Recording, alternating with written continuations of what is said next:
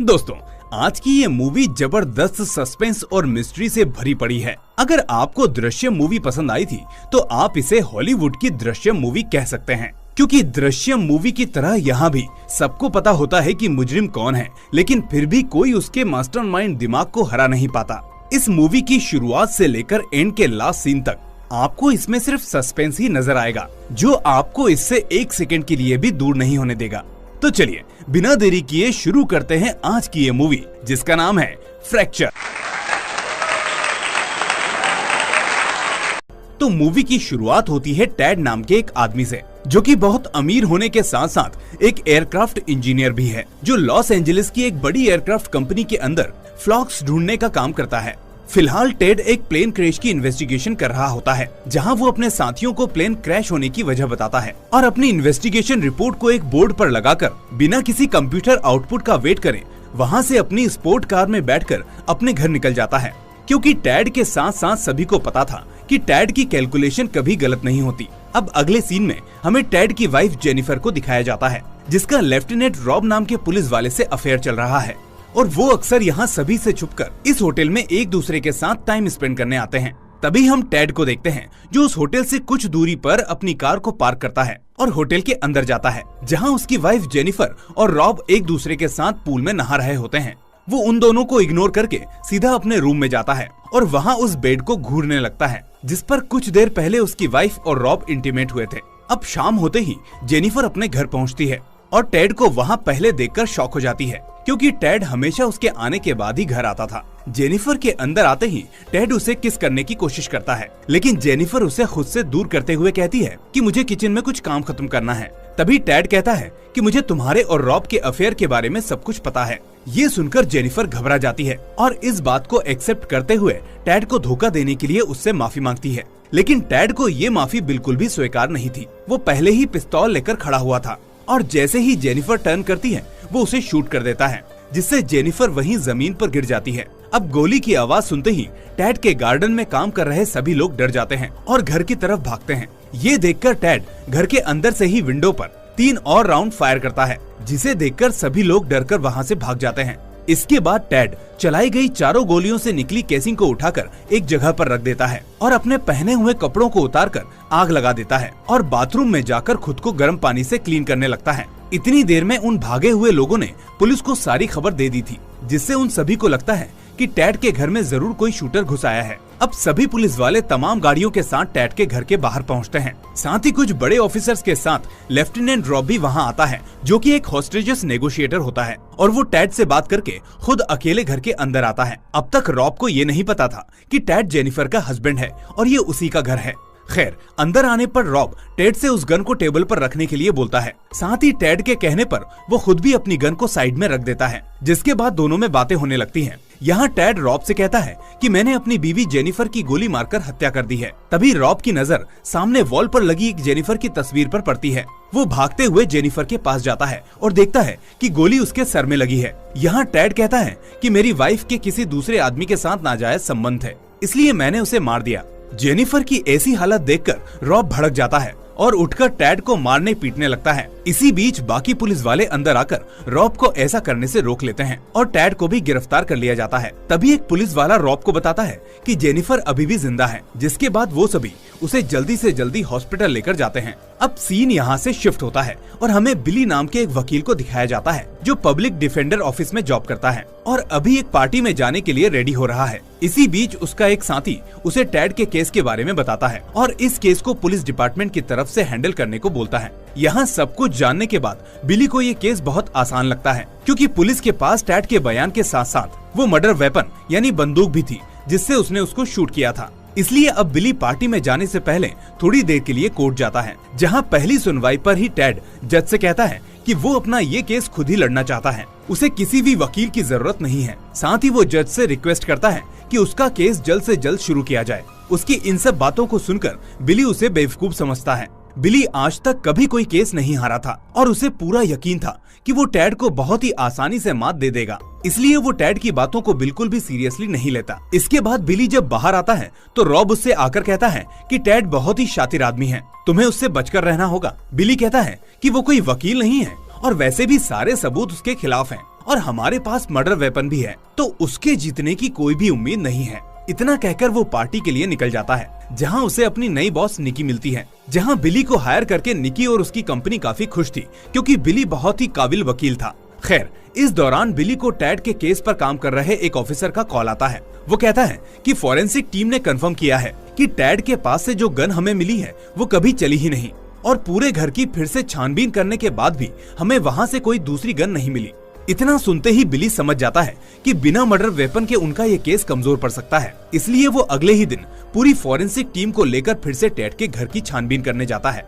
लेकिन काफी ढूंढने के बाद भी उन्हें वहाँ कोई गन नहीं मिलती। साथ ही ऑफिसर बिली को बताता है कि टैड की गन पर हमें कोई और फिंगरप्रिंट्स नहीं मिले हैं, और ना ही उसकी शर्ट पर वो गन पाउडर मिला है जो कि गन चलाते वक्त कपड़ों पर रह जाता है। और ये बहुत ही शॉकिंग बात है। बिली कहता है कि सीसीटीवी फुटेज के अकॉर्डिंग गन फायर होने के बाद टैड घर से बाहर कहीं नहीं गया, तो वो उस गन को कहीं बाहर फेंक भी नहीं सकता।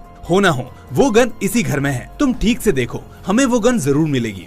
अब ऑफिस पहुंचकर बिली को अपने डेस्क पर टैड की फाइल मिलती है, जिसके हर पेज पर टैड ने नो लिख दिया था। अब इसको देखकर बिली फ्रस्ट्रेट होकर टैड से मिलने जाता है, लेकिन उधर टैड को अपने इस केस की कोई फिक्र नहीं होती, बल्कि उल्टा वो बिली से सवाल पूछने लगता है और कहता है कि मुझे पता चला है कि तुम आज तक कोई केस नहीं हारे हो, और अगर अपनी ये जीत बरकरार रखनी है तो तुम मेरे वकील बन जाओ। मैं तुम्हें इसके लिए अच्छा पैसा भी दूंगा, नहीं तो मेरे खिलाफ तुम 100% हार जाओगे।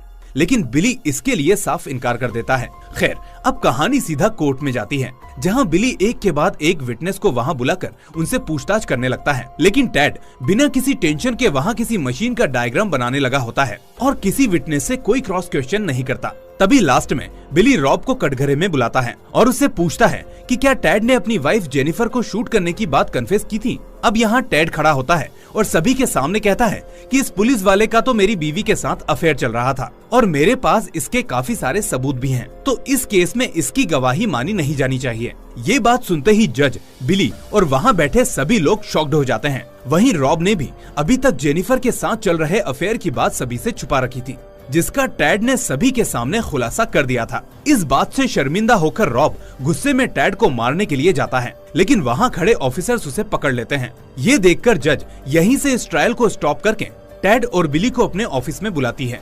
यहाँ टैड बताता है कि उसने अपनी वाइफ जेनिफर के चल रहे अफेयर के लिए एक प्राइवेट इन्वेस्टिगेटर हायर किया था और मेरे पास इन दोनों के अफेयर के काफी सारे सबूत हैं। साथ ही वो बोलता है कि रॉब ने आज की तरह ही अरेस्ट वाली रात भी मुझे मारने की कोशिश की थी और मुझे रॉब और उसके साथियों से जान का खतरा था, इसलिए मैंने कन्फेस किया था, लेकिन मैंने अपनी वाइफ का खून नहीं किया है। टैड की इस एक्टिंग को देखकर बिली भी हैरान रह जाता है, लेकिन जज को धीरे धीरे टैड की बातें सही लगने लगती हैं और वो उस कन्फेशन को एविडेंस से हटवा देती है और बिली और पुलिस ऑफिसर्स को टैड के खिलाफ कोई और सबूत इकट्ठा करने के लिए कुछ दिन का टाइम देती है। साथ ही वो कहती है कि हम बिना किसी पुख्ता सबूत के टैड को जेल में नहीं रख सकते। अब बिली यहाँ से अपने ऑफिस पहुँचता है, जहाँ उसका पुराना बॉस टैड को हल्के में लेने के लिए उस पर गुस्सा करता है और कहता है कि तुम्हें ऑलरेडी एक नई जॉब मिल गई है, इसलिए बेहतर होगा कि तुम इस केस को किसी और को सौंप कर रिजाइन दे दो और अपनी नई जॉब पर ध्यान दो। लेकिन बिली इसके लिए नहीं मानता और जाकर सीधा निकी से मिलता है। निकी कहती है कि उसके बॉसेस काफी नाराज हैं,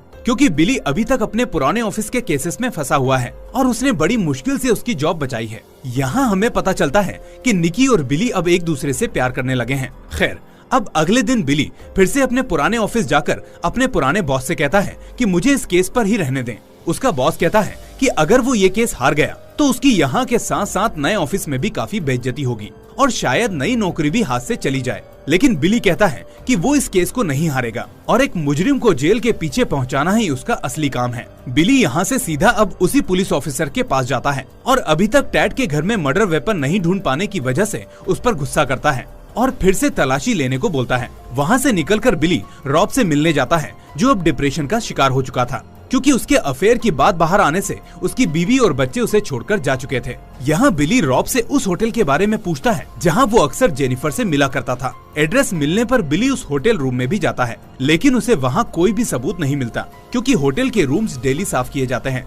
इसके बाद वो होटल के मैनेजर से पिछले कुछ दिनों की सीसीटीवी फुटेज निकालने को बोलता है। अब यहाँ से वो टैड के ऑफिस जाता है, जहां उसके डेस्क और कंप्यूटर को चेक करने के बाद उसे कुछ भी हासिल नहीं होता। उधर टैड जेल से अपने ऑफिस में कॉल करता है और बिली का मजाक बनाता है और कहता है कि तुम ये केस हारने वाले हो। अब हताश होकर बिली फिर से सभी ऑफिसर्स को लेकर टैड के घर जाता है, लेकिन इस बार भी ना तो उसे कोई मर्डर वेपन मिलता है और ना ही कोई सबूत। अब कोई और रास्ता ना मिलने पर बिली हॉस्पिटल जेनिफर को देखने जाता है और उसके होश में आने का वेट करने लगता है, क्योंकि टैड के खिलाफ इकलौता सबूत सिर्फ जेनिफर ही थी। तभी वहाँ की डॉक्टर बिली को बताती है कि जेनिफर को काफी पास से शूट किया गया था, जिसकी वजह से वो अभी कोमा में है। उसे होश में आने पर कितना टाइम लगेगा हम कुछ नहीं कह सकते, और हो सकता है कि होश में आने पर वो बोल भी ना पाए। खैर, अब अगले दिन बिली निकी के घर फैमिली लंच पर जाता है, जहाँ निकी का भाई जो खुद भी एक वकील है, वो टैड के केस के बारे में बात करने लगता है और उसके लिए बिली की तारीफ भी करता है। तभी बिली कहता है कि वो एक दिन टैड को जरूर हराएगा। ये सुनते ही निकी समझ जाती है कि बिली अभी तक टैड के केस में ही अटका हुआ है, जिसके चलते उन दोनों में बहस हो जाती है और वो लंच के बीच ही उठकर चली जाती है। अब निकी के फादर, जो कि एक जज हैं, वो कहते हैं कि अगर तुम इस केस को सच में इंसाफ के लिए लड़ रहे हो तो तुमको ये केस जरूर लड़ना चाहिए, क्योंकि टैड जैसे लोग जिन्हें कानून तोड़ने में मजा आता है, उनका सलाखों के पीछे जाना बहुत जरूरी है। खैर, उसी रात रॉब बिली से मिलने आता है और कहता है कि टैड बहुत ही चालाक आदमी है, कोई सबूत न मिलने पर वो छूट भी सकता है। इसलिए वो बिली को एविडेंस रूम में मर्डर वेपन जैसी एक गन प्लांट करने का सुझाव देता है, जिसके लिए बिली साफ मना कर देता है, क्योंकि वो खुद कानून तोड़कर इस केस को जीतना नहीं चाहता था। अब अगले दिन बिली को होटल की सीसीटीवी फुटेज देखने के लिए बुलाया जाता है, जहां उसे मर्डर वाले दिन ही टैड जेनिफर और रॉब के रूम में जाते हुए नजर आता है, लेकिन बड़ी टोपी पहनने की वजह से उसका फेस साफ नजर नहीं आ रहा था। इसलिए बिली इस फुटेज को भी एविडेंस के तौर पर कोर्ट में पेश नहीं कर सकता था। तभी ऑफिसर बिली से कहता है कि इस फुटेज से कुछ साबित नहीं होता, क्योंकि उस होटल में जेनिफर को शूट नहीं किया गया था और जहां किया गया था वहां हमें कुछ नहीं मिल रहा। ये सुनकर बिली गुस्से में आ जाता है और फाइल्स को फेंकने लगता है और कहता है कि टैड बिना प्लानिंग के कुछ नहीं करता, इसलिए उस होटल में जाने के पीछे भी उसका कोई ना कोई मकसद जरूर रहा होगा और बिना फिंगरप्रिंट्स के मर्डर वेपन के हम कुछ भी साबित नहीं कर सकते। अब वो दोनों समझ नहीं पा रहे थे कि आखिर टैड ने ये सब कैसे किया और 4 राउंड फायर होने पर भी वो गन कहाँ गायब हो गई। इसी बीच बिली रॉब को कॉल करते हुए कहता है कि हमें तुम्हारे प्लान को फॉलो करते हुए एविडेंस रूम में उसके अगेंस्ट एक नकली गन को प्लांट कर देना चाहिए, जिससे कि वो जेल से बचकर ना जा सके। अब अगले दिन कोर्ट में टैड जज से उसे छोड़ देने को कहता है, क्योंकि अभी तक पुलिस को उसके खिलाफ कोई सबूत नहीं मिला है जिससे ये साबित हो सके कि उसने ही जेनिफर का कत्ल किया है। तभी जज बिली से पूछती है कि क्या तुम्हारे पास कोई सबूत है जिसके बल पर इस केस को आगे बढ़ाया जा सके। लेकिन काफी कोशिश करने पर भी बिली उस नकली गन वाले प्लान का हिस्सा नहीं बन पाता, क्योंकि उसका ज़मीर कानून तोड़कर इस केस को जीतना नहीं चाहता था। इसलिए वो जज से कहता है कि मेरे पास अभी कोई स्ट्रॉन्ग एविडेंस नहीं है। बिली की बात सुनकर जज टैड को रिलीज करने का ऑर्डर देती है। अब केस हारने के बाद सब लोग वहाँ से चले जाते हैं, लेकिन बिली कहीं नहीं जाता और वहीं अकेला बैठा रहता है कि तभी उसे एक गन चलने की आवाज आती है और जब वो बाहर आता है तो देखता है कि रॉब ने अपनी सर्विस गन से खुद को शूट कर लिया है। रॉब की मृत्यु से बिली को बहुत बड़ा धक्का लगता है, क्योंकि वो टैड को सजा नहीं दिलवा पाया। वहीं टैड को इस सब से कोई फर्क नहीं पड़ता और वो बिली को एक स्माइल देता हुआ कोर्ट से बाहर निकल जाता है। अब टैड को उसकी गन वापस देकर जेल से छोड़ दिया जाता है, जिसके बाद वो वापस अपने घर पहुंचता है। वहीं बिली इस सब से काफी ज्यादा डिस्टर्ब हो चुका था, इसलिए वो सीधा हॉस्पिटल जाकर जेनिफर के होश में आने का वेट करते हुए वहीं सो जाता है। अब जैसे ही बिली की सुबह आँख खुलती है तो टैड उसके सामने होता है। यहाँ बिली को समझ आता है कि टैड अभी भी जेनिफर का हस्बैंड और लीगल गार्जियन है और वो चाहे तो डॉक्टर्स को वेंटिलेटर खत्म करने का बोलकर जेनिफर को खत्म करवा सकता है, जिससे जेनिफर होश में आने पर किसी को कुछ भी ना बता पाए।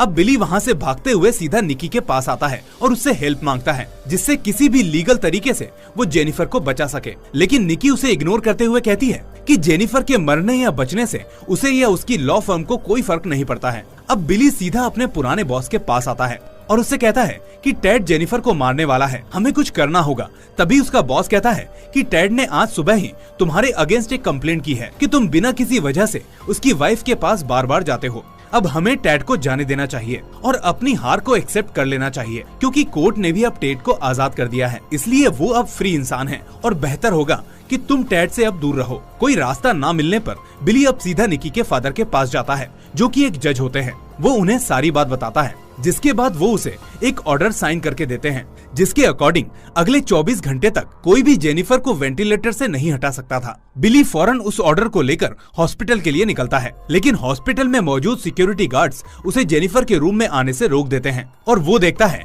कि टेड ने पहले ही जेनिफर के लाइफ सपोर्टिंग सिस्टम को डॉक्टर से कहकर बंद करवा दिया है, जिससे जेनिफर की मृत्यु हो चुकी है। अब सीन यहाँ से कुछ दिन बाद शिफ्ट होता है, जहां हम देखते हैं कि बिली अपना सामान पैक करके इस शहर को छोड़कर जा रहा होता है कि तभी उसका पुराना बॉस उसके पास आकर वापस से जॉब ज्वाइन करने के लिए बोलता है। बिली कहता है कि मुझे अब इस लीगल सिस्टम पर हंसी आने लगी है, क्योंकि सिर्फ एक एविडेंस न मिलने की वजह से एक खूनी खुलेआम बाहर घूम रहा है। यहाँ उसका बॉस उससे कहता है कि अगर टैड को इस सब के लिए सजा होती भी तो अटेम्प्ट टू मर्डर में होती, न कि मर्डर में, क्योंकि जेनिफर की मृत्यु उसकी गोली से हुई ही नहीं थी। अब अपने बॉस की इस बात को सुनकर बिली को फिर से लॉ बुक्स में इंटरेस्ट आने लगता है और धीरे धीरे उसे विश्वास होने लगता है कि वो जेनिफर के मर्डर के लिए टैड को मुजरिम साबित कर सकता है। इसके बाद वो फिर से इस केस पर शुरू से स्टडी करने लगता है और पुलिस स्टेशन में टैड की सीसीटीवी फुटेज को देख रहा होता है। इसी बीच उसे एक फोन आता है और तभी वहाँ का ऑफिसर गलती से उसका फोन उठा लेता है, क्योंकि उन दोनों के फोन